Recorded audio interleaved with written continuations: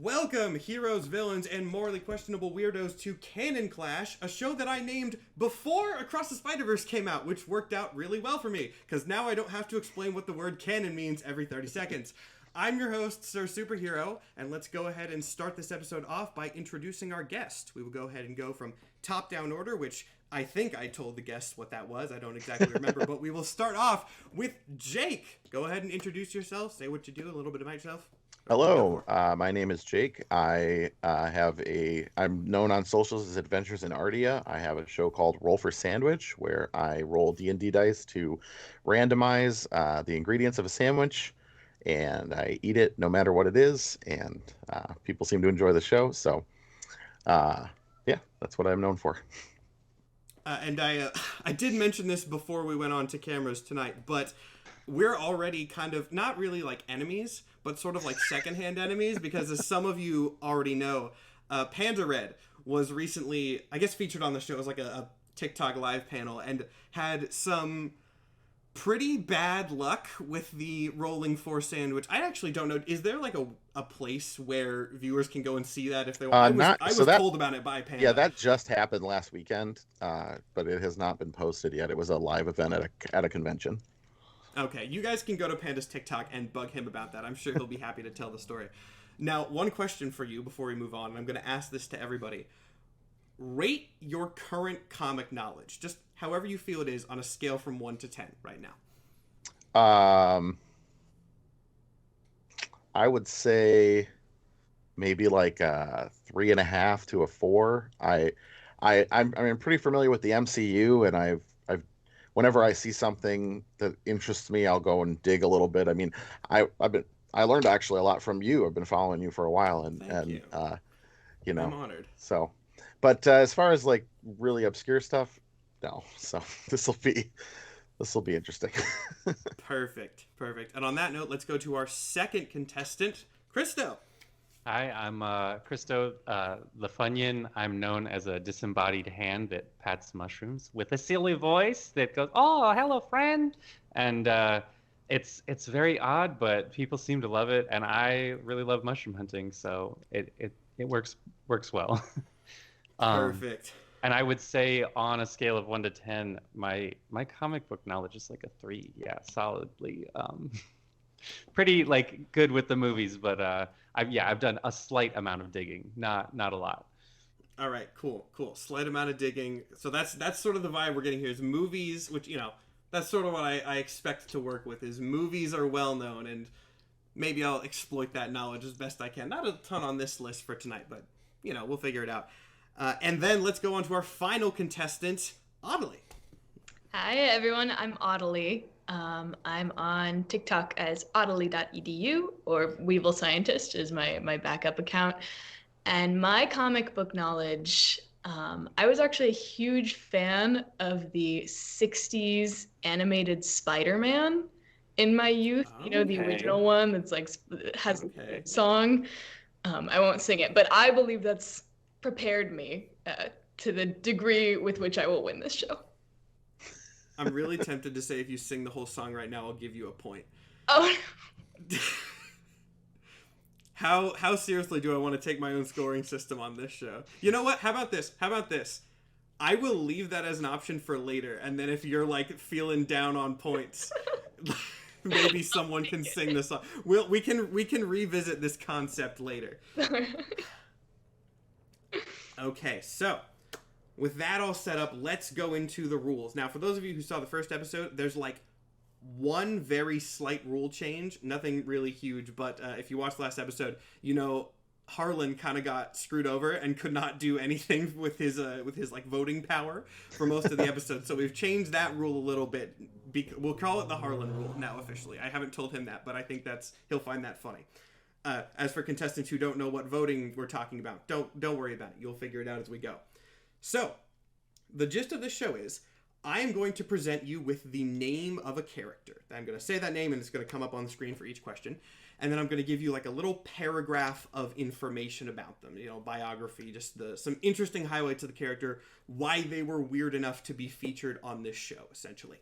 From there on, your goal is to tell me whether you think this is a real character that actually appeared in a real comic, or just something that I entirely made up. Now, this episode, once again, is going to stick entirely to Marvel. I say this more for the audience than you. Starting next episode, we're going to branch out a little bit more, but since this is still a new concept and something that I'm working on, because I have to write the fake ones, then we're sticking to what I know to start, and then we're going to start branching out in other episodes, or in future episodes. But for this one, we're sticking to Marvel exclusively. Now, to help you get a little bit more information about this character, or each one of the characters, there are 3 little hints that you can pick from that are basically little extra bits of information. The first one is I will verbally describe the character's costume or visual appearance to you. The second one is I will tell you the series where the character first appeared, and like if it's a series with a weird name, the character that it stars, and then the year that the character debuted, if you want to try to see if it fits the vibe of like a certain era of comics. And then the third hint is I will give you a fun fact about the character. Now, these are not randomized. These were also either handwritten or handpicked by me. So just essentially like another little sentence added on to the base description. You get to pick one of these each round. You guys are going to vote on which one of these pieces of information you want collectively. Now, what we had previously was the person with the lowest score voted last, but then we're flipping that. So if you have the lowest score, you get to vote first, lowest to highest on which one. If you think you know the answer, you might want to try to vote for a hint that won't be as helpful so that you can sabotage your competitors. And if all 3 of you vote for different hints, you don't get any. So you can screw everybody over. If you feel confident, you can just say no hints whatsoever and try to cast your vote for that. Now, I believe, and I really should know this because this is my show, but it's only the second time I've done it, so I'm still working on how this intro goes.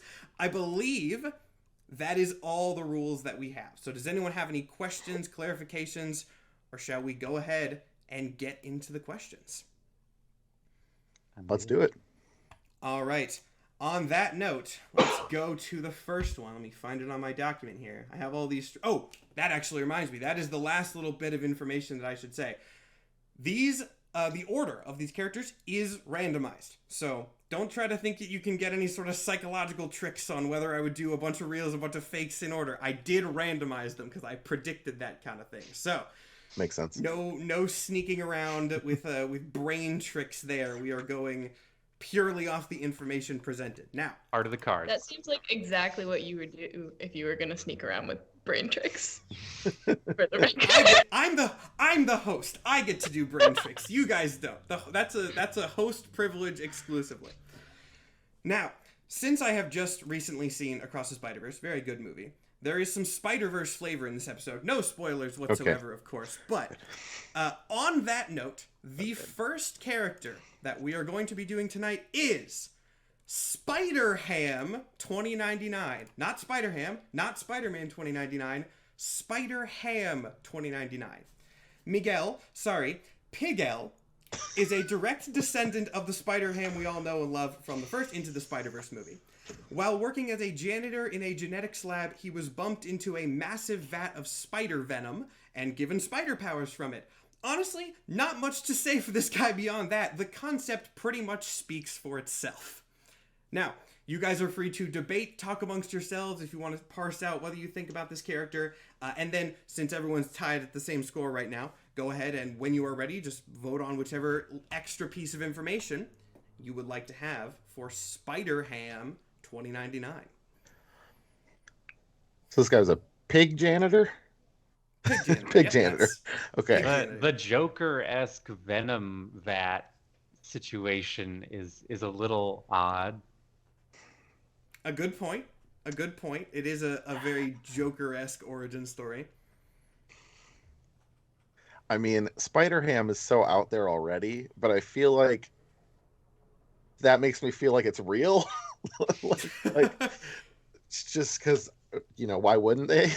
Right? The double down is definitely something that could go either way, yeah.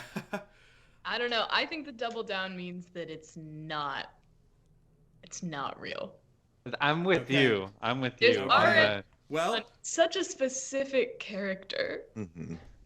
You guys But get then your hint there again. would be They'll be voted. Pigel is the thing for it Yeah, though yeah, too. That's where. good. Pigel. Hmm. I don't feel like the costume would help me much because I feel like it's just going to be a combination of Spider-Ham and Visualize it. Yeah. 2099. So I kind of want to go for the fun fact. Yeah. Is I my think Yeah, I'll go fact. All right, so we Okay. want the fun fact. Yeah. I'll find it on my thing here. All right, so the primary nemesis of Spider-Ham 2099 is Doctor Doom 2099. Sorry, Doctor Doom 2099. All right. All right, now is everybody ready to give your answers? I'll count you in 3, 2, 1. You all hold up your things at the same time. Sure.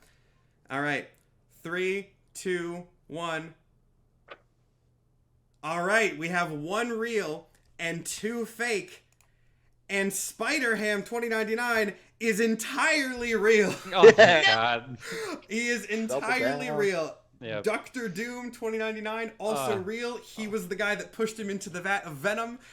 His costume is now on the screen. That's a new feature that I didn't actually say in the intro. If the character is real, all of their costumes will be shown after the question is there. And yeah, it's It was what the you'd fun expect. fact that did it for me. It It really was. When that pun with Doctor Doom, I was like, that's gotta be real.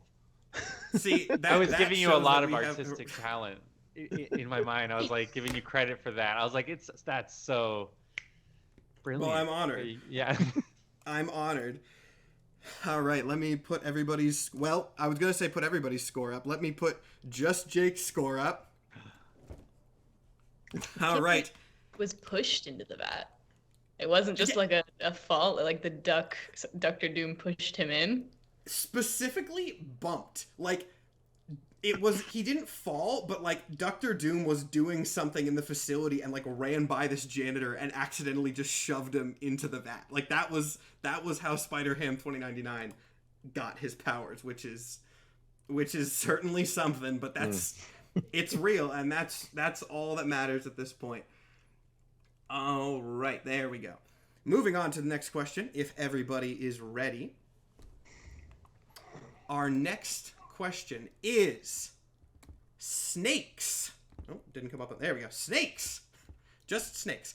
Snakes is the strong bruiser type hero of the UK-based superhero team known as the Union. Specifically, he's the team's representative from Ireland, based on the whole St. Patrick driving the snakes out of Ireland thing. And I guess this is where they ended up, because Snakes is, very literally, just a big guy made of snakes.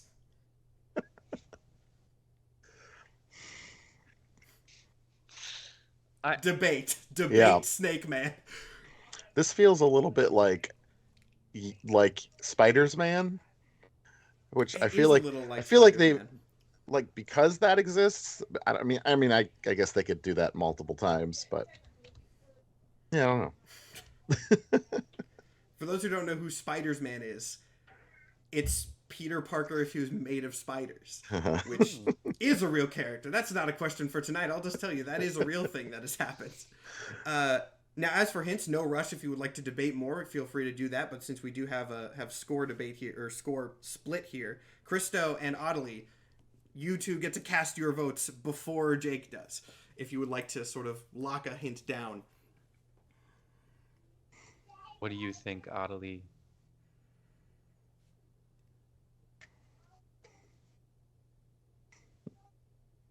I think they're frozen, maybe. Yeah, Oh, I can't tell. I think like that's a debating frozen. for a long I think time. that's a frozen camera.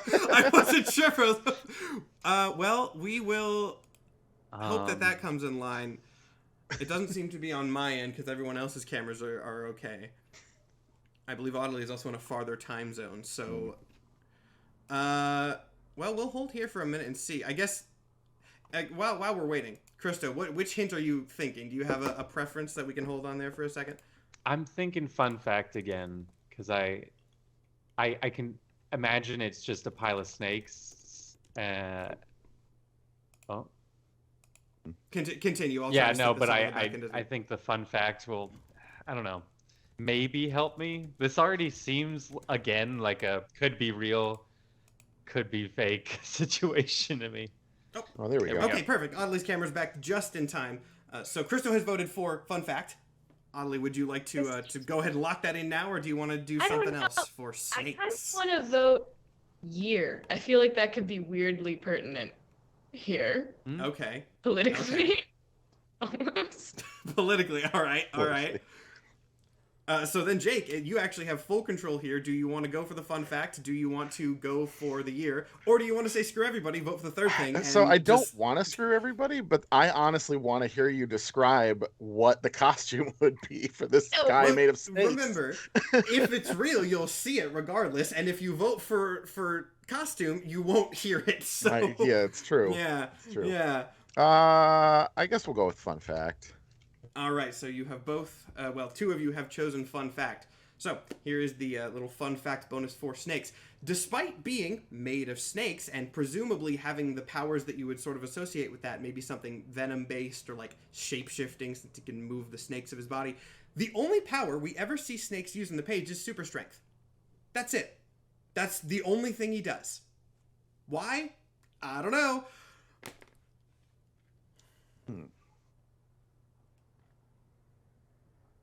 Whenever you guys are you ready to cast your votes? All right. 3, 2, 1, go. Okay. So that we have 2 fakes and a real. So, all right, let's see here. And that was the green. Christo is using Magic the Gathering lens. That was the forest, right? That was Yes, the real yeah. Okay. I thought I saw that. I knew I shouldn't have used foils. They were shining off the light. Hey, I saw the tree symbol, so hey, we you go. still have split. No unanimous decisions yet. Christo says snakes is real, and Christo is correct. I skipped a little bit there to the next question, but don't worry about that. Snakes is the big hooded one in the background there. Doesn't look like he's made of snakes, and he is again just strong. Doesn't have any like look at venom that powers lat. or Look at anything? that lat muscle. Like that's not a snake. Why Snakes is here, I don't know. I actually have like an extra note on my page for this character, which is the Union. I'll go and answer the question since people were curious. The Union was a series that debuted in 2020, super recent series that hated. Everyone hated this series. One of Marvel's biggest failures in a while because like it was really offensive to people from the UK with like the imagery that they chose for a bunch of people. It was really poorly written, as you can kind of guess, with like the weirdness of Snakes' lack of backstory. So we'll probably never see Snakes again. Like no explanation will ever happen for this character because he was hated. But hey, you know what? He got Christo a point. So let me move your score up here and then we will go into the next round. I was literally like 51%, 49%. That's why I was on with the my last vote. one. So I was just like, I don't know. That means I'm doing my job well. At writing these things. All right. Third question is... Actually, I should probably... See, I ordered these and I didn't change my notes document. My notes document is still in the order that I picked them in, which... Oh well, I can figure it out. Moving on to the next question that I now actually have pulled up on my screen. The Centennial. The X-Men have a lot more space-based adventures than you might think, and one of them involved fighting the Centennial, a moon-sized robot simply made of 100 Sentinels. You know, the big robots that fight the X-Men all the time. They slapped 100 of them together, named it the Centennial, probably just for the pun, and called it a day. As for some insight on probably the real reason that the Centennial was made, around his debut, Marvel released a Sentinel action figure that could combine with 2 identical action figures to make a slightly larger Centennial figure. How are you guys feeling about the Centennial? This feels stupid enough to be real. I'm just questioning the size of 100 Sentinels equaling the moon. Also fair. Though I will say, I just want to point out, stupid enough to be believable. That's the ethos on which this show is built. That's the reason this show exists, is the entire premise of stupid enough to be believable. Now the score order has changed again. Again, no rush on hints. But now, Christo and Jake, you two have the first votes on which hint you would like. Doesn't. Whoa. I'm losing. Amazingly, like, wait, did I mix? I think I did switch. I switched Strike the rules that, from the reverse last. it. Reverse it. Ignore me. Like we did it reverse last time, so I mixed up my own rules. I'll edit that out in post. I won't bother, but you get the idea. Oddly, you get to cast the first hint vote, and I said that the whole time and did not say anything else. Thank you. Now hearing that for the first time, I think I would like to know the fun facts. Fun fact. All right. Now, the other two votes are technically consecutive. There should be, but only so much we can do about that. So Right. I kind of want to know. You guys can override, oddly, essentially, if you work together. I kind of want to know the series / year. Mm-hmm. Because it seems like you're talking about like a tie-in with toys and marketing, and I feel like when that happened could be a very that could be an indicator, because there's definitely been certain times where I feel like there's bigger pushes towards like merchandise. Mm-hmm. So that's where I will also go I'm landing. year. Okay, in that case, Audley's hint choice has been overwritten in favor of the series and year. The series is not incredibly helpful, as it is just X-Men, just the mainline X-Men. But the year is 1999. Yep, that feels right. That's real. It felt like 90s to me. I was like, it's gotta be. Okay. All right, you guys ready to cast your votes then? In 3, 2, 1. Everybody says real. And I would like to point out to you all that the 1999 toy thing is very believable, because that is where all the toy connected merchandising was. And I also knew that. Centennial's fake. I knew the toy thing would bait somebody. Also, it was right by the It wasn't the millennium. size of the moon. Like, I was like, yeah. Krista, you almost had me there, because you said, I don't know if you could see it in my face, you're like, that doesn't sound like the size is consistent. And in my mind, I was like, shit, it's not. Like, that was one on, you caught a flaw in my writing there that I almost, yeah. But hey, I will say this is another note that I have. While the Centennial is fake, the Tri-Sentinel, which is 3 Sentinels fused together, is real. Not a toy thing, but there is the idea, the best lies have a little bit of truth into them. Yeah. The idea that Marvel just smacked a bunch of Sentinels together and ran with it, that is something That's that they why I have done in thought the past. the Spider-Ham 2099 was fake. I was like, that's like so close and so pertinent, like right now, that like, of course it's fake and it's real. All right, no points on this one, but we are about to get into, I guess I actually shouldn't say that part yet, but I will say maybe my favorite on this entire list. I maybe should have saved this one for last because it's so good, but the randomizer put it at 4, and so I just kind of left it at 4 where it was supposed to go. Of course, whether it's my favorite because it's a clever lie or a stupid real thing, that's what the point of the game is. Our fourth character is Spider Hero. We have another spider-related character today in the form of Spider No-Hero. Spider Hero is not a variant like you might expect for Spider-Man in the Across the Spider-Verse timeline. Spider Hero was a main universe ripoff of Spider-Man, going as far to wear a store-bought costume while out in the field. However, defying all expectations, Spider Hero was a good fighter, not just an idiot, to the point where he was briefly on an incarnation of the real, actual Avengers. Spider Hero, the off-brand Spider-Man that made it to an incarnation of the Avengers. What hints are you guys wanting for Spider Hero? Well, I feel like you pretty much told us what the costume is.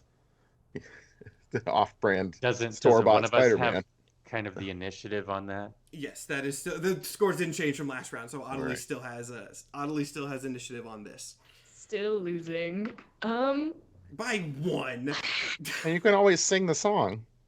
That is true. You could Keep sing that- this keep up. that in mind. You can use your bonus. I'm always tempted to just go fun fact, frankly. All right, fun fact. Now, do you two want to team up and I'll- override again? I'll go with fun fact this time. Yeah, I Alright. think that's where I'm going to get the most info anyway.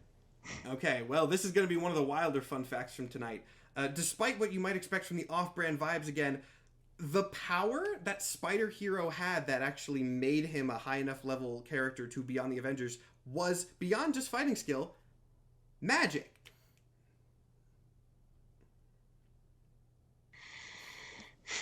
Very simple one, but a very wild one to throw in Can we there. ask a follow-up? No.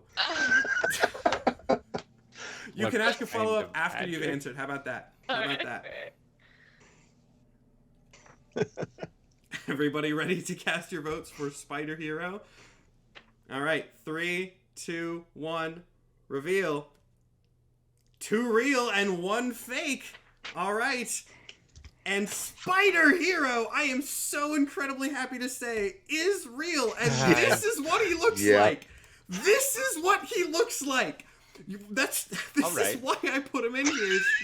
The costume is so fun. That branding, Now I'm gonna go ahead really quick. I'm gonna put the scores up. That was 1 for Jake, right, and 1 for Audley. So Audley, if it helps, you're now tied. You're tied for last. There's not a tiebreak. Okay, sorry. I was trying to think of the next thing I was going to say, and my words just stopped working there for a second. But I had a good reason for my words stopping to work there for a second, because this is a very special round of Canon Clash, because this is a bonus round related to the same character, because Spider Hero, who I will leave up on your screens, Spider Hero was not just a random guy. Spider Hero was a notable character, like a different character who took on the identity of Spider Hero briefly, and a character that is possible for you to guess, like a well-known enough character that you might be able to get it. All of you can take one shot at it, and if you can correctly tell me who is under the Spider Hero mask, I will give you 2 points right now, because it's just that wild. So, Spider Hero bonus round. Take all the time you want to discuss this. Who do you think temporarily took on this identity?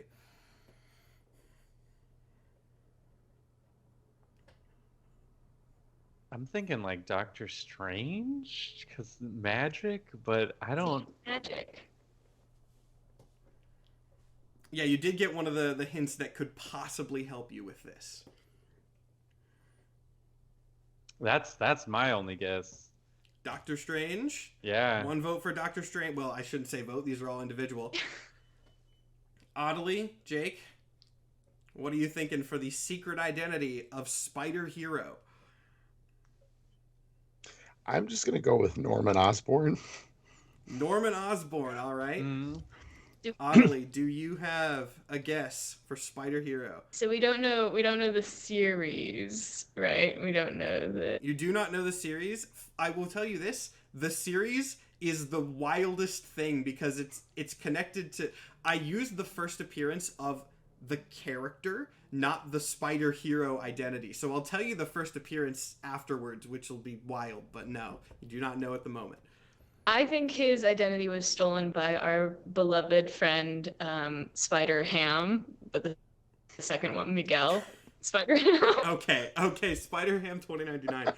Unfortunately, though, dare I say not unexpectedly, because of how wild and stupid this is, none of you are correct. The person under the bright, egregiously pink and green Spider Hero costume was fucking Blade, the vampire hunter.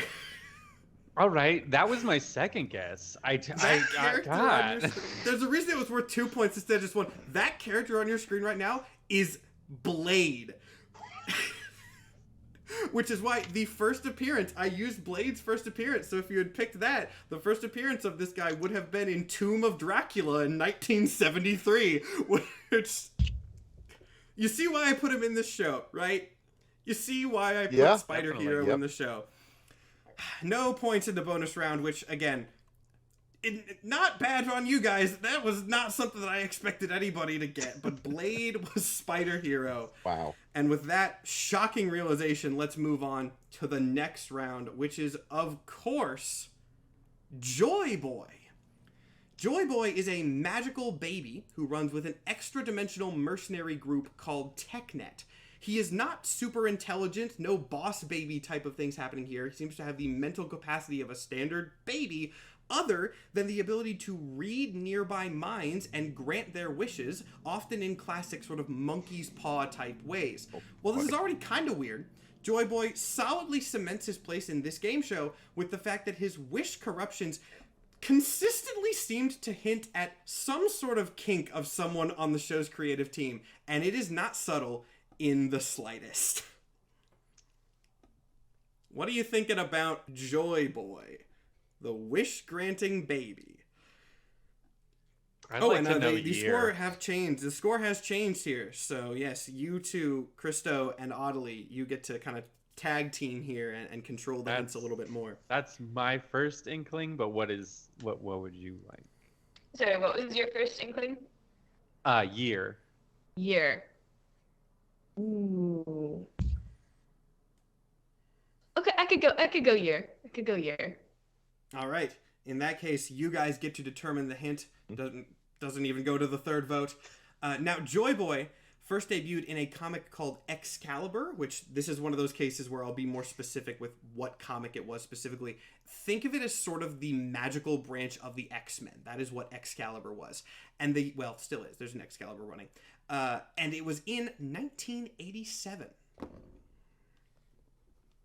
I can see a kinky writer kind of maybe, doing some weird things around then. All right. Quite a sentence, but a sentence that I kind of led you all into, so I can't blame you for it. You guys ready to cast your votes on Joy Boy? I guess so. So ready. That fear is exactly what I'm going for, Jake. All right, 3, 2, 1. All right. Jake says fake. That rhymed very nicely. Christo and Audley, you both say real, and I'm just gonna take this one to the picture. It kind of speaks for itself. I think. That's Joy. Yeah. Not the emotion I feel upon seeing Joy Boy either. Joy Boy is real. I'm not gonna be more specific because there are probably kids watching this show. But Joy Boy was a very weird. Yes, Joy Boy is real. He granted people's wishes. Just kind of floated around. Why he got roped into this mercenary group is a total mystery to me. They never really explain it, and I don't really think I want to know. But I would say for better or for worse, but really just for worse, he is real. So I feel like visually, would you guys describe it to me, or do I just want to leave this one? Things I wonder if I should Google. Yeah, I'm.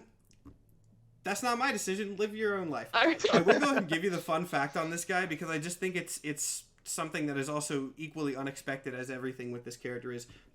Joy Boy was not relegated to the 80s and has appeared since, most recently, just a couple, maybe like 5 or 7 years ago at this point, most recently appeared assisting on a heist led by, of all people, Rocket Raccoon. That was when Joy Boy last appeared, was his crew was helping with a heist of that was led by Rocket. Why Marvel decided to bring it back is a mystery to me, but hey, I got to put him on the show and hurt everybody in the audience. Are we ready for the next question? Yes. All right. That would be, let me scroll to it on the page. There we go. The next character on the list then is Bullet Ant. I dove slightly more into alternate universes today than I did in the first episode, and Bullet Ant is one of my favorite characters to come out of that. This anti-hero gets a short explanation because the concepts speak for itself. He is an alternate version of the Punisher who uses Pym particles. In this world, Hank Pym's family was killed along with Frank Castle's in a similar fashion, and Hank now essentially acts as Bullet Ant's support as the little guy continues his big quest to end crime. Ant-Man Punisher hybrid Bullet Ant. What are you guys thinking?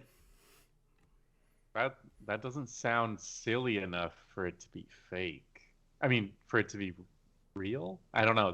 It's weird the way this show is happening.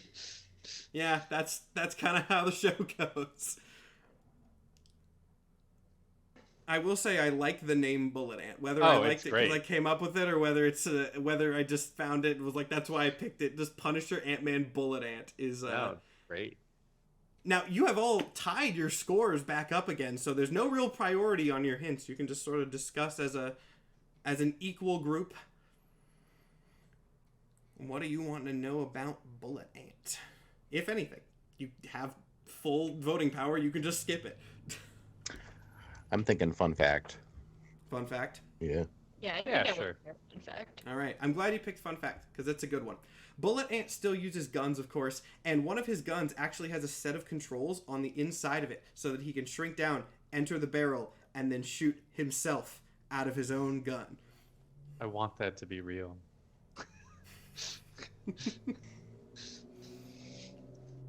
All right. Everyone ready to cast your votes? Mm-hmm. 3, 2, 1, go. All right, and we have an inversion of last time. Jake says fake, Christo and Audley both say real. And I'll go ahead and say the reason that I like the Bullet Ant name so much is because it is one of my own original creations. Bullet Ant is not real. I just came up with the name when I was going through stuff and I'm like, that is kind of It's a funny. great idea. That's gonna become a comic. Like, that's like... Hey, perfect. If anyone from Marvel is watching this show and wants to hire me, despite me bringing up Joy Boy again in 2023, my business email's in my TikTok bio. I'm sure you can find it somewhere. All right, let me boost Chris's score up there, and let's go ahead and move on to the next one. That one being catchphrase. Catchphrase is one of Marvel's earliest meta characters, but sort of only by a technicality. This villain actually had the pretty cool ability to essentially grab voice bubbles and use them as weapons. However, the complicated part of this was that Catchphrase didn't actually ever acknowledge that he was in a comic book or that he was grabbing voice bubbles, and seemingly just had the ability to, like, manifest words in physical space. After his original appearance, he wasn't seen for quite a while until he did reappear and meet Deadpool, who told him about the meta comic book status thing, causing Catchphrase to have a mental breakdown that he seemingly never recovered from because we haven't seen him since. What are you guys thinking about Catchphrase? Score has once again shifted, so Christo and Audley, you two have the initiative at the moment. I'm just going to steal that term. I like it. So, well, I know it's a D&D thing, but I'm still going to take it from Christo saying it. What hints are you guys wanting for Catchphrase? What do you think? I don't What his know. outfit might look like? I could go That for an outfit. seems strange, yeah. Him meeting Deadpool makes sense. Yeah, it does. Does it make too much sense? But it's, yeah, exactly. Is it- Is it too logical? I'm screwing with all your heads now. Does it make too much sense on the show? Eventually, I'm just going to put, like, Iron Man in here and get everyone to doubt themselves so much. So did you guys Paris agree on boy. costume? Was that what I That's what I was going to say, Yeah. too, even though I don't have All right, initiative. so Catchphrase's costume is basically a suit that kind of looks like it's made from stitched together voice bubbles, presumably that he manifested himself and then shaped into a suit, which admittedly did make him really difficult to parse on pages. It was very hard to read with him being made out of the same kind of stuff. Whether that was intentional or not, I don't know, but it didn't really work great. I was thinking And on that that before note- you said it, but now that you said it, I don't trust it as much. It was like, I feel like that would make Okay. it look a little weird on the page, but... I don't know. All right. Everyone ready to cast your votes? 3, 2, 1, go. Okay, we do not have the same consensus that we did last time. This time, Christo says fake, Jake and Audley both say real. And once again, in a similar fashion, Catchphrase I just made up because I thought the name and the power made sense. Catchphrase is not real. It was a power and a name combo that I liked. Too convenient indeed. But hey, you were the only one that caught it. So I was Christo, thinking you Golden get Age. bumped up. It seemed like Golden Age? one of those, you know, way back kind of weird guys. But Okay, that was kind of what I was going for when I wrote. So hey, I got the writing. I got the writing down, and I tricked 2 out of 3 of you, which is perfect. gotta hit that difficulty range. I feel like Deadpool was one of the things that I looked up, and I was like, that would have probably come up as like a possible like character in like one of the suggested like lineups. I don't know. Fair. All right, everyone ready to move on to the next one? Mm-hmm. Next character then is Kaio. Kaio is an evil CEO, or I guess I could just say CEO, of a video game company who used his resources to produce a game that doubles as supervillain tech. He wears this device named the Deathall Machine and uses it to play monster cards, which are then, of course, summoned in the real world. Monsters aren't the only things the machine can make, though. He can also use it to cast modifying spell cards and even secret cards that you could say function as traps, in a sense. So Yu-Gi-Oh! I didn't say that. If you said that, you came to that by your own conclusions. Mm-hmm. I've never even heard of Yu-Gi-Oh! Oddly, you are back with the initiative at this point. Still only again by 1. It's a pretty close race at this point. But you do get priority. See. I think I'm going to go fun fact. Fun fact. I'll add fun fact. All right, Sure. In that case, fun fact is the deciding one. Continuing the vibes of something that you guys might have suggested, one of his primary monster summons is named Metal Twin Heads Lizard.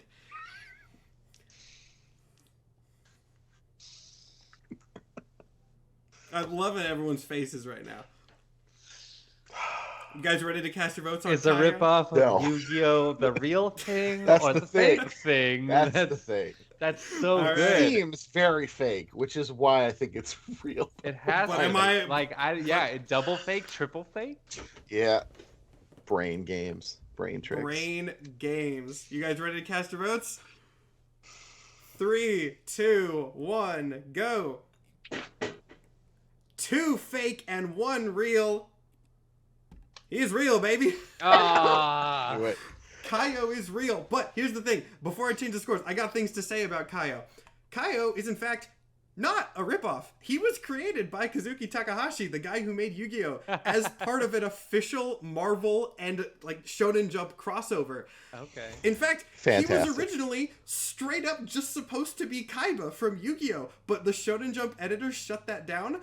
So Takahashi just said, all right, fine, he's not Kaiba, he's Kaio, and you can't do anything about it. Fantastic. That So, was yes. the only thing that was making me think it was really real. Like, is how close the name was. That it was just like that seems like some weird reason that it's not just that. Yeah, Kaio is real. He fights Iron Man and Spider-Man, and he summons Metal Twin Heads Lizard. It's from a comic, a fairly recent one actually, 2019. It was like a graphic novel special called Marvel Secret Reverse, which was what they called trap cards, I believe. Is the Secret Reverse was the thing that he had. And I mean, if you look at the picture on the screen, like it's the psychological hair. reactions of everyone in the chat was exactly what I wanted them to be. Like, this sounds so fake. Fantastic. Is it real or is it not? Also, I'm stupid, and I got so excited to tell you about this Yu-Gi-Oh thing that I know there was consensus. Who said what? Don't cheat. I can go back in the VOD and look if you cheat. Oh, What were I your was answers? Oh. the only wrong. I said real. Or no, I was wrong. And I was No, also- okay, no, it was okay. Yes, it was only Jake that said real. I remember that Christo and Adelie said the same thing. Jake, that puts you solidly in the lead. We got 4, 3, and 2 here.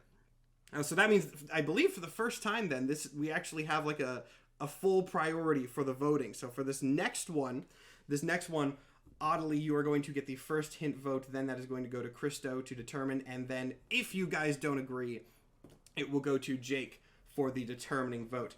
Let me scroll up to my notes on the next character here, and then go ahead and reveal it.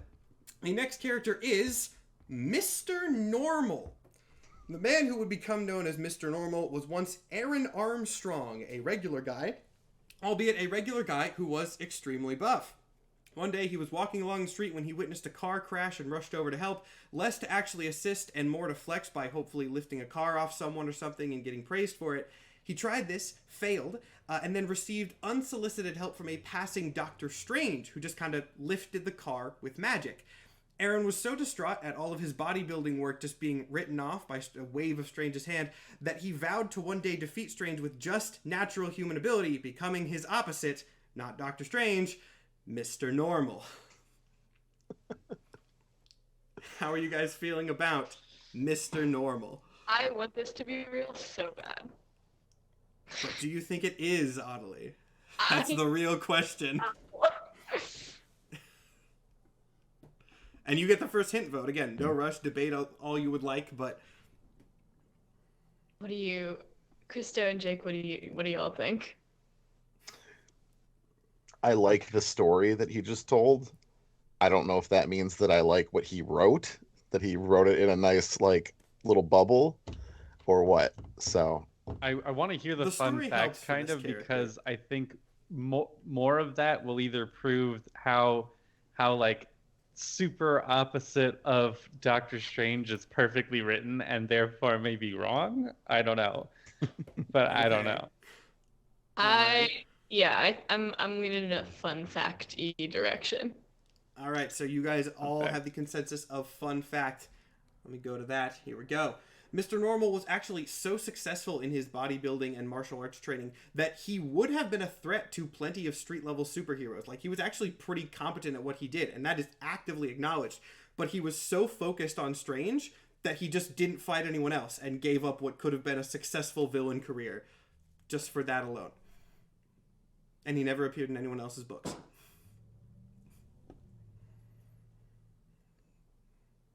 You guys ready to cast your votes on Mr. Normal? Mm-hmm. All right. 3, 2, 1, go. Christo says fake. Jake and Audley say real. And Christo is correct. Mr. Normal is not a real character. I just came up with, most of these stupid fake ideas start with names, and then I just kind of build concepts off of those.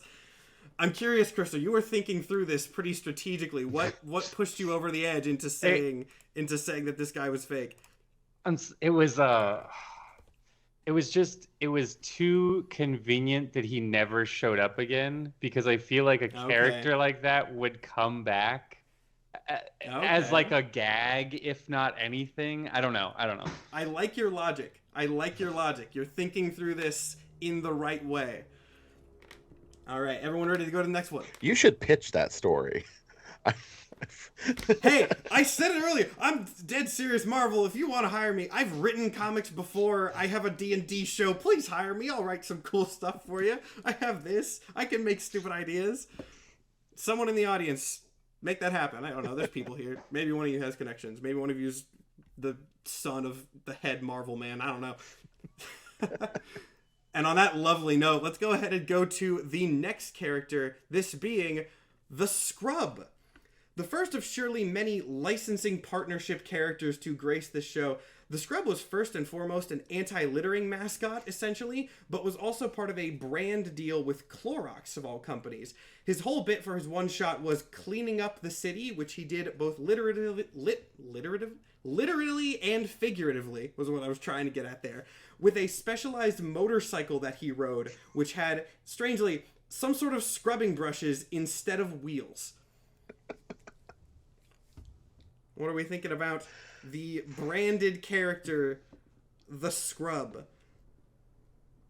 And let's see, the hint priority is back to Audley. Audley, you get first call on that. I think I kind of want to know year.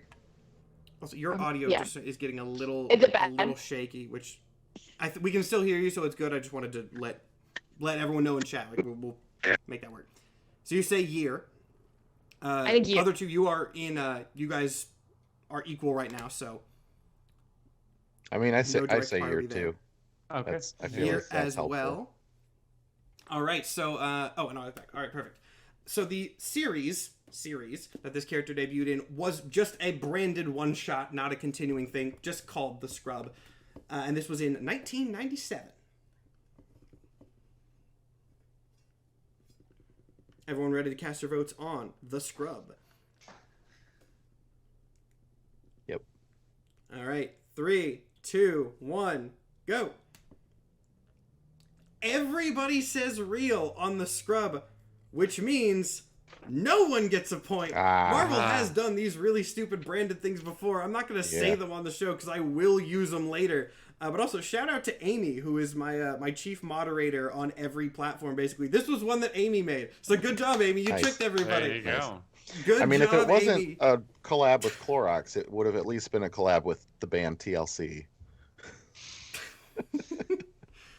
I'm so proud of you, Amy. This was Amy's first submission to the show because I was at a convention all day. I was like, please, Amy, give me another one so I can save time. And Amy did well. So we will have more things from Amy in the future, I am sure. I think it's also good to have other people because the flavor is different. Yeah, on the fake. True. I mean, do you want them to be harder? I can get Panda Red to do some. All right, sure. I'll make some harder. I'll make up some harder ones right now. And in that case, you can take that as a hint if you want or not. I predetermined all these. But the next character, or should I say team of characters, is the Orbitines.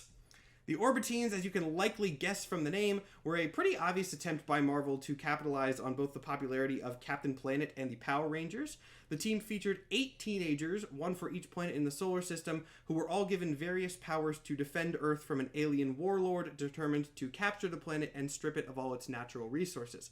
Now, I'm sure at least one person, either of the contestants or in the chat, thinks I messed up there, as there would have been 9 planets at the time of this book. But in fact, in a strangely prophetic move, the one representing Pluto betrayed the group almost instantly, and therefore wasn't really on the team for the rest of the run.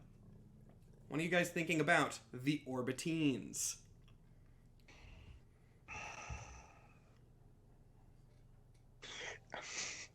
All I can think about is the scene from The Princess Bride where he's talking about whether he's placing the poison in front of him or in front of, and it's just like that. That's all I feel right now. Set up the 8 to be an intentional sway, or good. I want you all to be confused. Oddly, you do have hint initiative. I do. I feel like a year might be helpful, but I kind of want to go visual. I want to know the costume. Outfits for me too. I was also thinking that. First visual pick then. Okay, let me go to my thing here. The designers of these characters were clearly Power Rangers inspired, but didn't have the courage to go all the way with the ripoff, leading the teens to have techie-looking helmets and gauntlets, but normal clothes otherwise, which looks as bad as you'd expect. I give anybody any insight? I'm seeing good reactions from everyone. So are you all ready to give your answers? Yeah. 3, 2, 1, go. We got lag on Audley's. We can still hear you, Audley, but your camera's frozen. I'm false. It's false. False. Okay, so Christo and Audley, you both say false. Jake says real. Christo, you're on a streak at this point. It is false. Yeah. I made this up vaguely based on Power Rangers in Space. Let me move your Scorpion. Oh, perfect. Audley's camera's come back in. I had to do some sort of Power Rangers bit on this show. As many people know at this point, I'm a huge Power Rangers fan. Christo, that does put you in the lead. You are now up with 5 points. Audley, you are up to 3, and Jake, you are directly in the middle with 4. Let's see, who is next? Another excellent one, which of course, these are all excellent in one way or another. But this is one where I'm actually going to show the name after I start talking for shock value. Not that it's that thing, but it's funnier. So I'll go ahead and start talking, and I'll get to the name in a second. The Serpent Society are a group of snake-themed villains most known for fighting pretty much every incarnation of Captain America. They're all named after various snakes, which started out pretty cool, as the team featured scary-sounding villains like Constrictor, Diamondback, and King Cobra. But then they started running out of snake names, leading to characters like Puff Adder, who has the ability to puff himself up, increasing his size and strength. What do you guys think about Serpent Society member Puff Adder? I feel like there's a possibility that the Serpent Society exists, but that's absolutely silly. Audley, you do have hint priority. I have hint priority. I want to go fun fact. Me too. Fun fact on Puff Adder, and I heard someone say me too. Yeah, me. So that'll go ahead Fun and fact. put that in. Puff Adder canonically worships the devil for some reason. He is a worshiper of Mephisto. Real simple fun fact there. Not much less to say. He just worships Mephisto. That feels like a pretty straightforward snake. Like they're like, he's a snake guy. That is true. The devil. Yeah. He's a snake guy, worships the devil. So And take from that what you will. I'm more surprised. in your original other- description, you said that they were enemies of Captain America, Yeah. Most classically. most classically. I think it's every incarnation of Captain Every- America. is what I said, okay. That's right. Yeah. All right. You guys ready? Mhm. 3, 2, 1, go. Jake says real. Oddly, if you can say yours as well for the camera freezing. Real. Real. Does everyone say real? Yep. Everyone says real. Congratulations to you all. Puff Adder is real. Serpent Society is real. All of it's real. This is what he looks like. He looks stupid. Puffy. Yeah, that's. Is there a That's- garter? Is there a garter snake? I actually don't think there is. I Milk considered snake. I know the other one that I considered putting in the list, and before I decided on Puff Adder because the powers are also stupid. There's Fer de Lance and Boomslang are both also Serpent Society members. Boomslang is great Slang. though. Boomslang's not as bad. But again, when you're starting off with like King Cobra, Constrictor, Diamondback, there's Cottonmouth. Who I think mean, was there's in a other show, cool snakes. I mean, Sidewinder. Oh, Sidewinder's there's a cool this one. team has like 25 people in it. When I said they started running out of snake names, like they burned through them. The Serpent Society has been around for decades. They are a big thing. There was a really, really heavy rumor that they were gonna actually. This is a fun fact that I didn't put on my list, but just remembered. Before they revealed Captain America: Civil War, the movie, they're like the working title, like hidden stuff for that was Captain America: Serpent Society. Like that was a fake out. They're That's well funny. known enough. That- They're well known enough for that. That was the one thing that being connected to Captain America, that was the one thing that was making me think it was false, because there's already Hydra. And it's like Mm. Hydra, Snake Society, like they're not that different to the point where I'm That- like, is this just, but I mean, that's, comics are like that. Comics are like that. Let me boost everybody's scores up. No change in rankings, but extra points for everybody. So congratulations on that. Give me a second. I got to change all those manually. I've automated everything else so I can just scroll through, but I still have to go through and click on everybody's individual score, open the properties menu. Yay, Streamlabs. All right, but now that that is done, let's go on to the next character. This being one that I do recommend specifically looking at the stream. Again, don't look at chat for cheating purposes, but you're going to want to see this one written out because it is Craven, but it's spelled like that. It is KR4V3N, a Terminator-esque alternate version of Craven the Hunter. Craven, but with numbers, was a robot originally made to patrol savanna regions and stop poachers. However, through unknown means, he not only went rogue, but gained the ability to shapeshift Transformers style into different various robot animals. If he had stuck to his original purpose, that would have maybe been okay, but then, of course, he went beyond his guard range and started going on a murder spree. How do you guys feel about Craven, but with numbers in the name? Raven and Leet speak. Craven in Leet speak. Liking him. Like in Craven? Mm-hmm. Oddly, what hint are you wanting for Craven? I want a fun fact. You want a fun fact about Craven. Then it will go to Jake. Would you like to agree and lock that down, or try to, throw it to Christo to decide? I'll go with costume. Go with costume, okay. Christo, it falls to you. You can Ooh, pick costume, you can pick fact, I or will you can go say fun nothing. fact. Fun fact for this guy. Craven was beaten by disabling his higher human intelligence programming while he was transformed, essentially sticking him as a regular robot lion that they then just let out into the wild again to keep patrolling now that he was less of a threat, I guess.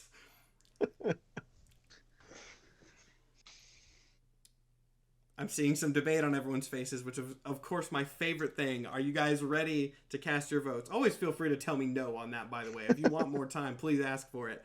Is everybody ready? All right. 3, 2, 1, go. I'm holding up a false. Is my video still Okay. or is Your it camera, okay? it's coming in and out, but it's working enough. You're on a faraway time zone. The internet is... Yeah, sorry guys, I'm It's- in Uzbekistan. Oh, dang. And hey, you know what? It's working out just fine, so I'm not complaining about it.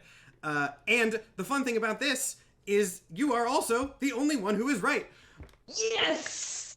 I made Craven but with numbers up. This one was actually... this one took me so long to get the story right, because it was another one I started with the name, and I was like, the name is so stupid, I have to continue it, but then I couldn't figure out where to go with it. And hey, I ended up tricking enough people, so... Oh, that one was good.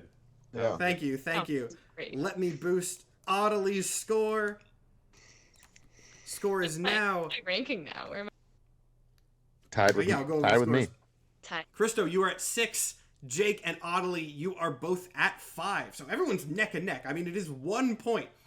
1 point. But funny enough, the first episode, 2 of the contestants said the same, like their guesses were the same for like 90% of the questions. So we've had more split this episode, but the scores are tighter and more in line than they were in episode 1, which is fun.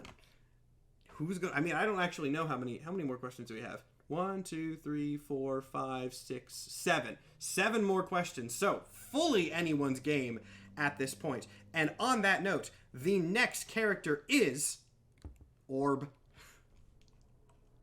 Name's just Orb. And Orb has a giant eyeball for a head.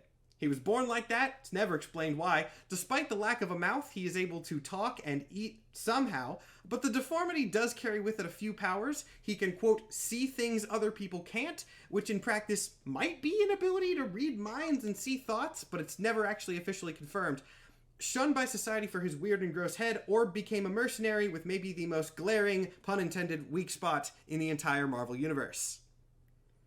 Now, the priority order for hints has changed. Christo and Audley, you two can fully collab on what you want to do here. No, Christo's winning. Christo's... It's me and sorry, Audley. Jake. Yep. I was looking at the wrong thing on my screen. No problem. Jake and Audley.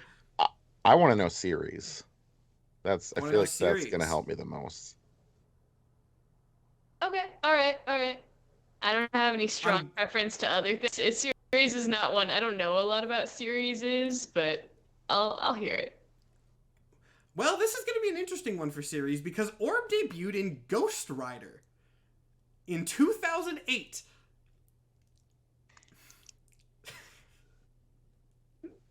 Ghost All right. Rider from 2008.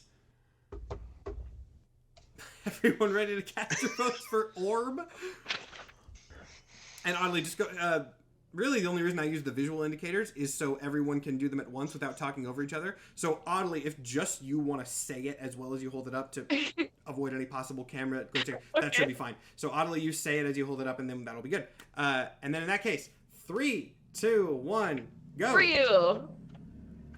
Everybody says real, and Orb is 100% real. Oh yeah. The series hint is really, really helpful on that one because Ghost Rider is such a random pick. Also, give me just a second here. I'm gonna step away from the camera for a minute. Don't worry, this has a payoff. Yeah, get it. Let me grab something from behind my desk. He comes back in full Orb cosplay. The reason that Orb got on the game today is because like a week ago they made an action figure. Awesome.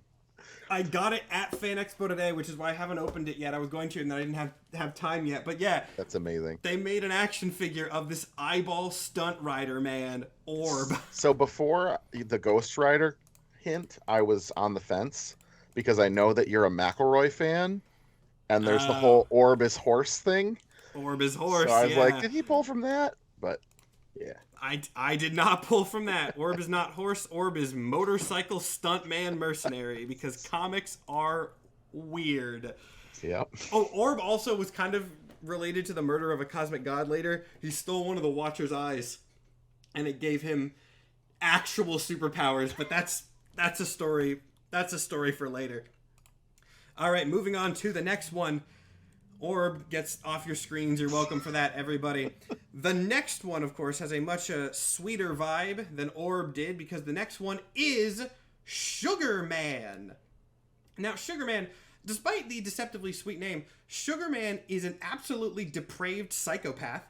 He is an evil geneticist who runs a facility full of thousands of humans, whom he torments regularly just for his own amusement. This, while obviously bad, is pretty standard for supervillains, and the thing that got him in this game is his powers. Most notably, a tongue that is long, flexible, and powerful enough to straight up pierce through metal if he wants to. Also, he can shrink and change his size, meaning that this evil genetics monster can just turn into a tiny, awful tongue murder gremlin if he wants. And his name is Sugar Man. What are you guys thinking about Sugar Man? Audley and Jake, you have hint priority. I mean, series helped me last time, so that's kind of where I'm at again, but... I All right. want to get a costume visual on this You want one. a costume visual. All right. That means it falls to you, Christo. Do you want series? Do you want visual? Or do you want no hint at all? I think I'm gonna go no hint. No hint. All right. Ooh. Christo feels confident. In that case, are you guys ready to cast your votes? I don't have anything else to All say. right. All right. 3, 2, 1, go. Fake.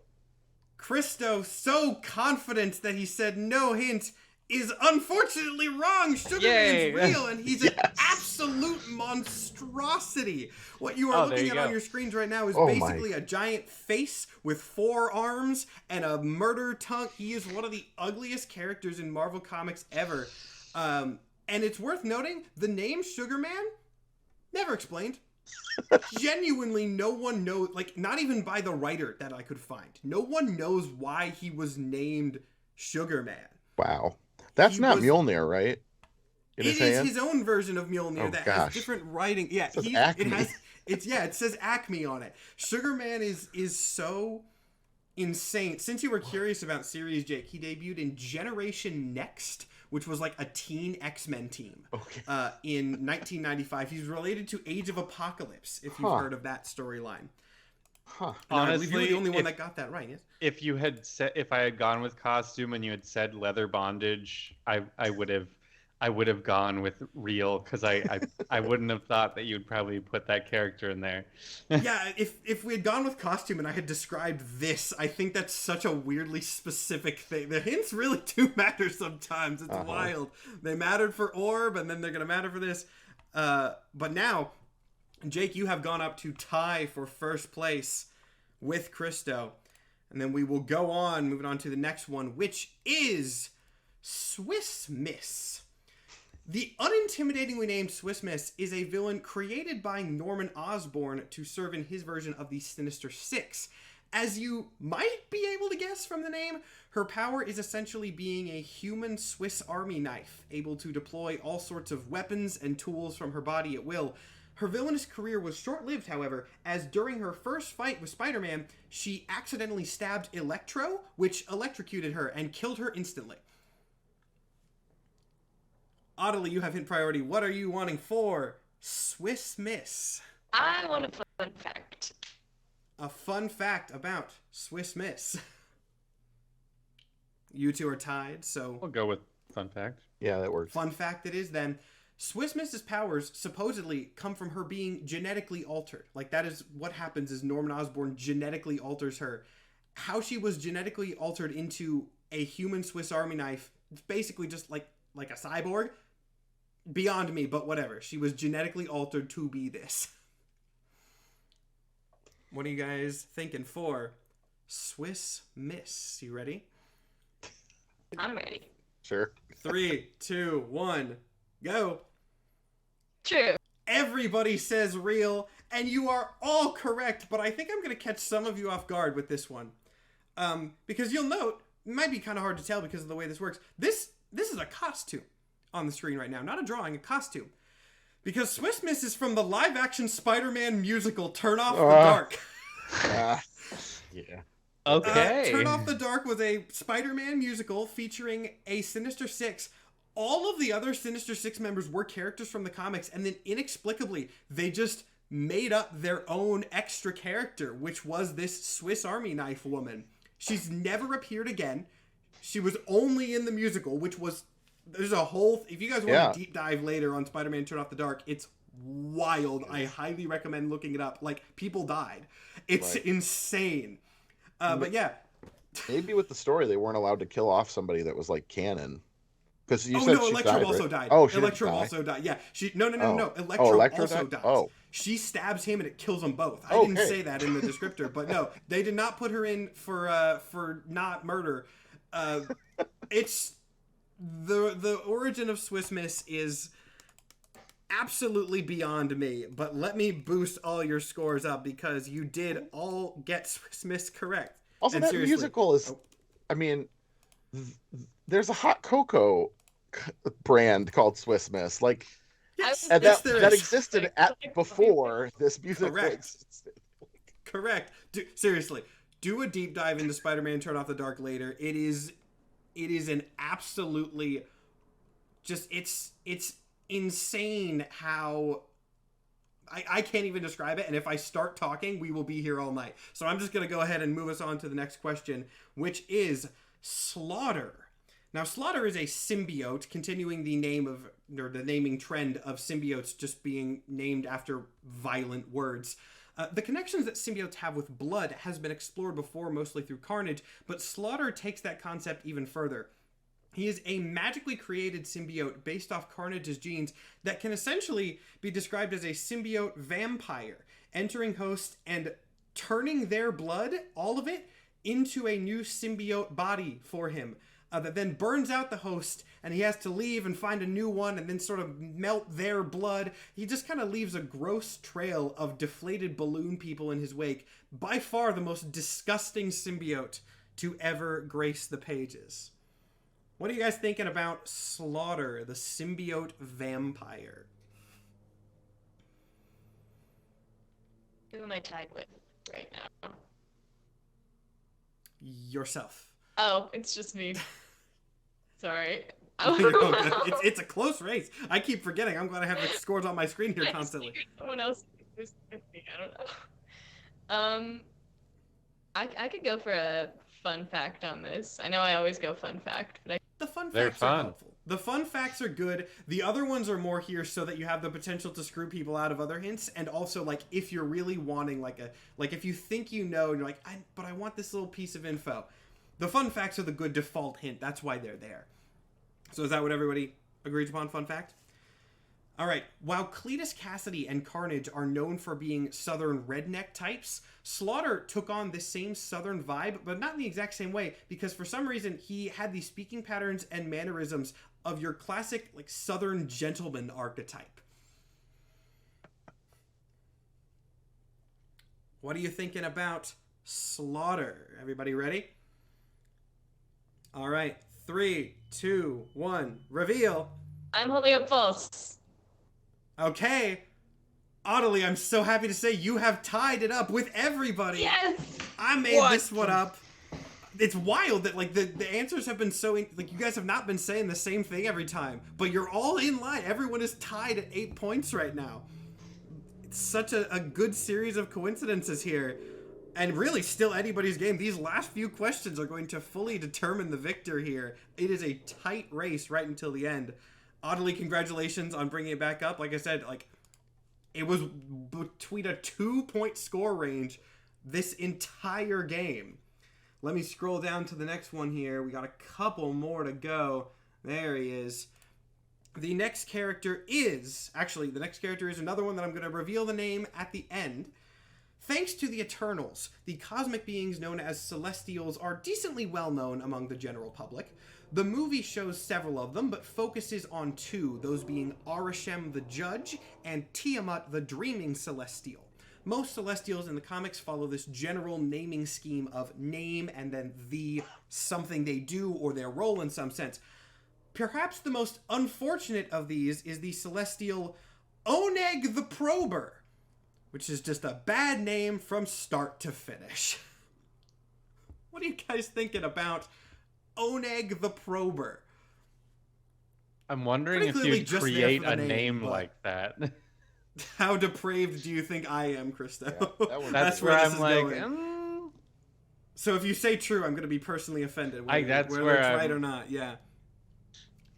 Oneg the Prober.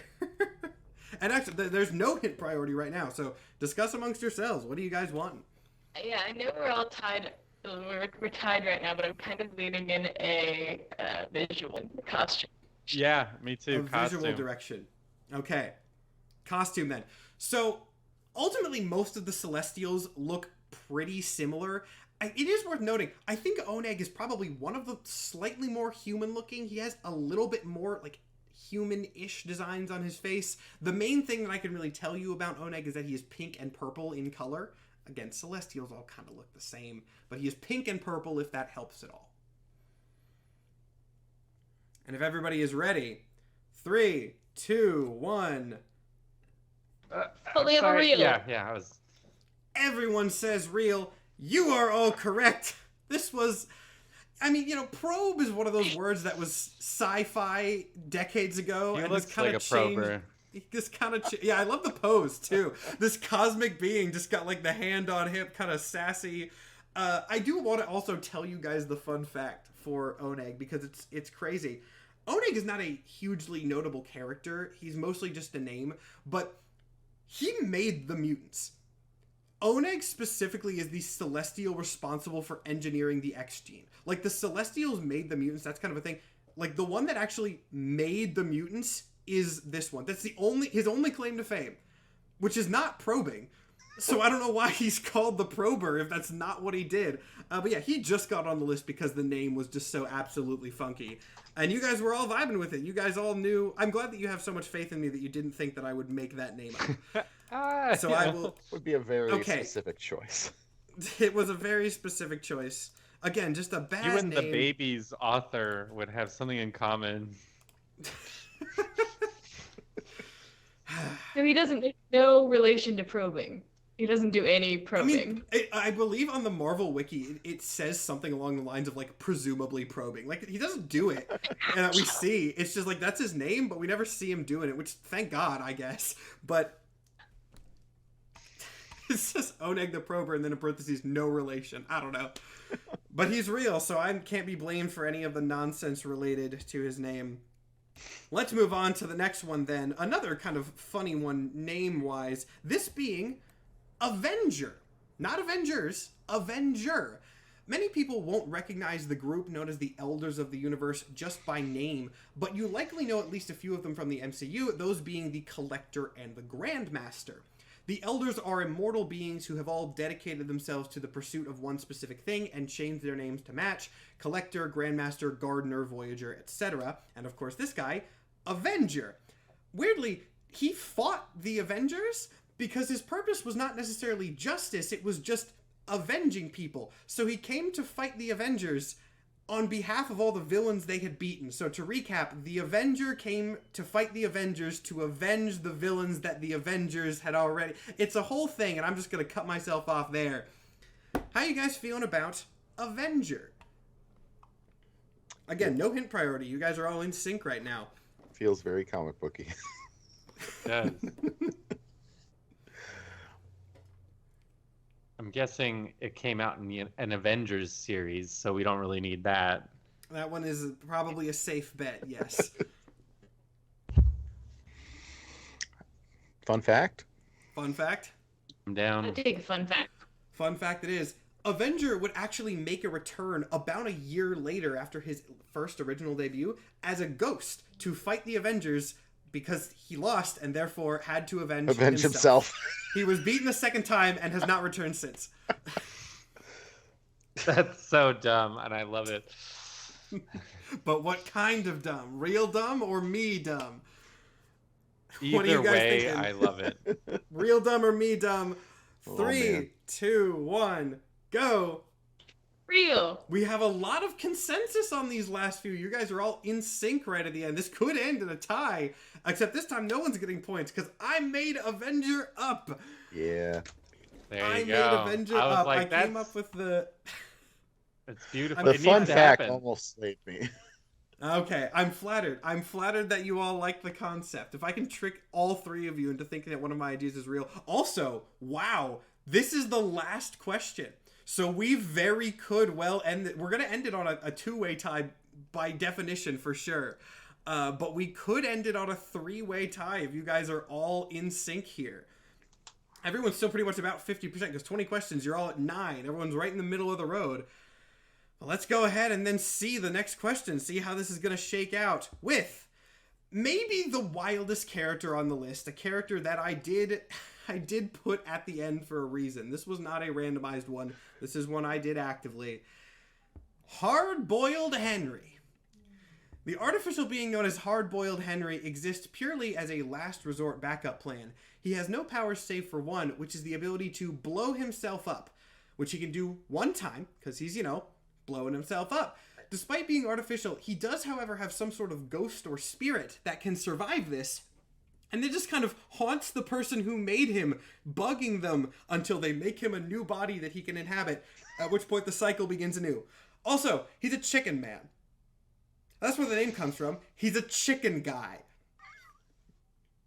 I really saved one of the wildest for last in Hard-boiled Henry, but do you think I made up the possible wildest for last? Or went with a real one? Again, everyone is tied right now, which I did not see coming, so maybe this is where you want to try to screw over other people so that you can get a hint. We'll see how this goes. I want to know origin, so series and date. I think is going to reveal the most. I mean, you already said he's a chicken man. What could his costume possibly look like? All right, so we have one vote for series. I want to know the fun fact. I also want to know the fun fact.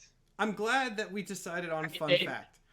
So here's the thing. The name that I put on screen may actually be wrong, technically, because Hard-boiled Henry's name was never seen written out other than being said by him.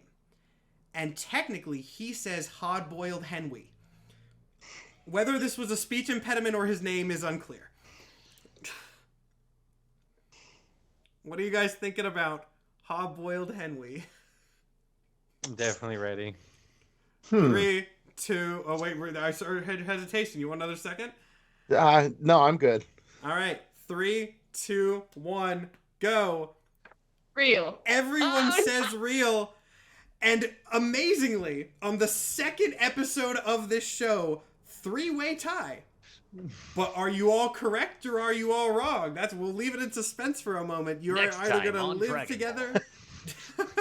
You're either going to live together or die together. And in the spirit of good times and collaboration for all, three-way victory on only episode 2 of Canon Clash. Hard-boiled Henry is real. And he looks like this. Yeah, he has an egg timer on his head. He has HBH written on his chest. Weirdly, from the same comic and team as Joy Boy. I pulled 2 from this group for this series. It's the wildest thing. More of them will show up in this game in the future. Hard-boiled Henry is entirely real. It's probably really hard to see on your screens, but you can also verify the wording. He says it with W's in that panel that is on your screens right now. I will go ahead and put all your scores up for the sake of having your all equal there. But yeah, congratulations, everybody getting a tie. I really wasn't expecting that on the second episode. 50%. But like, we all failed. it's not like you were all in sync the whole time. Like everyone was guessing different things, and you all just kind of pure statistics. Pure statistics coincidence. You all ended up with equal scores. So congratulations to everybody. We have 3 winners on the second episode of Canon Clash, or 3 losers if you're that type of person. But let's be honest, in Canon Clash, now that we know about many of these characters, we're all losers, even the audience. So thank you all on that wonderful note for joining me on the show. I hope you all had fun. It was great having you all on. I will now give you all an opportunity if you would like to plug any of your stuff, say your socials again. Your TikTok ads are all on the screen. They have been. But if you would like to go through, we can go right off the top again. So, Jake. Just, TikTok, Adventures in Ardia. Make sandwich videos Monday, Wednesday, Friday. Check them out. Actually, hold on. some people in chat have suggested tiebreaker. Do we want a tiebreaker that I can just try to I might have a backup. I need to see. Do you guys want to end on collaboration, or do you want to somehow tiebreaker it? Can we have a tiebreaker just for fun and have it not be canon? Ooh. Like we right now, this is the Okay. real ending. But just for fun, Yeah. we could do Okay. a tiebreaker. All right, let's see. I'm gonna have you guys do your socials because I have a separate master list for this specific. I have episode, so I'm gonna have to go to one of my other documents to see ones that I prepped for future episodes. I'll just pull one from there. Wait, hold on. Couldn't she sing the song and win?